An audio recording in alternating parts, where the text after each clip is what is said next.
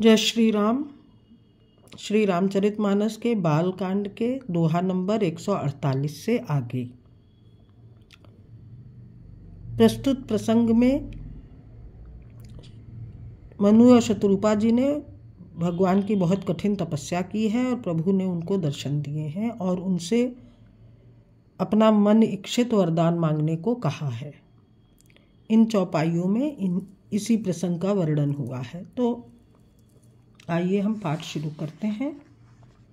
सुनि प्रभु बचन जोरि जुग पानी, धरि धीरज बोली मृदुबानी, नाथ देखि पद कमल तुम्हारे, अब पूरे सब काम हमारे। प्रभु के वचन सुनकर दोनों हाथ जोड़कर और धीरज धरकर राजा ने कोमल वाणी कही, हे नाथ, आपके चरण कमलों को देखकर अब हमारी सारी मनोकामनाएं पूरी हो गईं।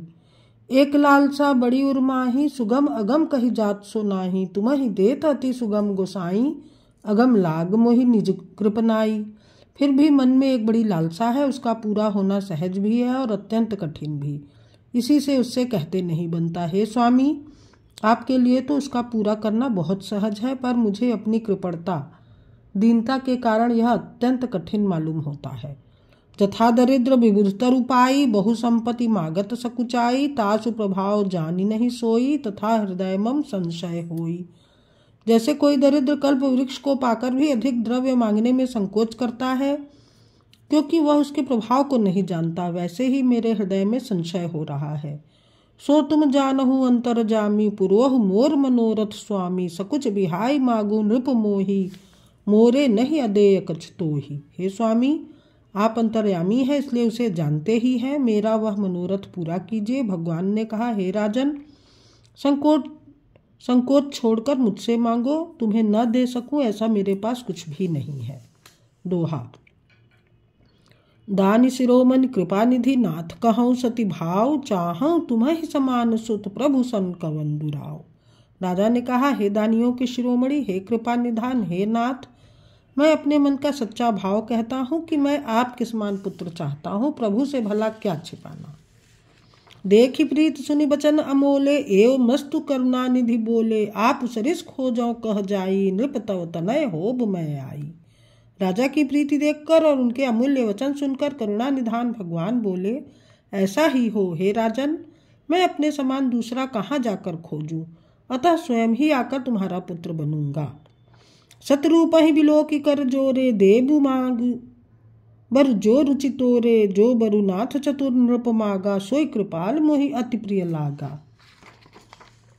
शत्रुपा जी को हाथ जोड़कर भगवान ने कहा, हे देवी, तुम्हारी जो इच्छा हो सो वर मांग लो। शत्रुपा जी ने कहा, हे नाथ, चतुर राजा ने जो वर मांगा है, हे कृपालु, मुझे वही बहुत प्रिय लगा। परंतु सुठ होति ढिठाई, जदपि भगत हित तुम्हि सोहाई, तुम ब्रह्मादि जनक जग स्वामी, ब्रह्म सकल उर अंतर जामी। परंतु हे प्रभु, बहुत ढिठाई हो रही है। यद्यपि हे भक्तों का हित करने वाले, वह ढिठाई भी आपको अच्छी ही लगती है। आप ब्रह्मा आदि के भी पिता, उत्पन्न करने वाले, जगत के स्वामी और सबके हृदय के भीतर की जानने वाले ब्रह्म हैं। अस समझत मन संशय होई, कहा जो प्रभु प्रवान पुनि सोई, जे निज भगत नाथ तव अहहि, जो सुख पावहि जो गति लहहि। ऐसा समझने पर मन में संदेह होता है, फिर भी प्रभु ने जो कहा वही प्रमाण सत्य है। मैं तो यह मांगती हूँ कि हे नाथ, आपके जो निज जन हैं, वे जो अलौकिक अखंड सुख पाते हैं और जिस परम गति को प्राप्त होते हैं। दोहा। सोई सुख सोई गति सोई भगति, सोई निज चरण सनेहु, सोई विवेक सोई रहनि प्रभु, हमहि कृपा करि देहु। हे प्रभु, वही सुख, वही गति, वही भक्ति, वही अपने चरणों में प्रेम, वही ज्ञान और वही रहन सहन कृपा करके हमें दीजिए।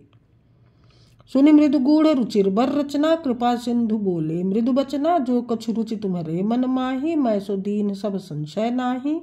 रानी की कोमल गूढ़ और मनोहर श्रेष्ठ वाक्य रचना सुनकर कृपा के समुद्र भगवान कोमल वचन बोले, तुम्हारे मन में जो कुछ इच्छा है वह सब मैंने तुमको दिया, इसमें कोई संदेह न समझना। मातु विवेक अलौकिक तोरे, कबहु न मिटे है अनुग्रह मोरे, बंदी चरण मनु कहूँ बहोरी, अवर एक बिनती प्रभु मोरी। हे माता, मेरी कृपा से तुम्हारा अलौकिक ज्ञान कभी नष्ट न होगा। तब मनु ने भगवान के चरणों की वंदना करके फिर कहा, हे प्रभु, मेरी एक विनती और है। सुत विषयिक तो पदरति हो, मोहि बड़ मूढ़ कहे किनको, फनी बिनु मन फनी जिमि जल बिनु मीना, मम जीवन तिमि तुम्हि अधीना।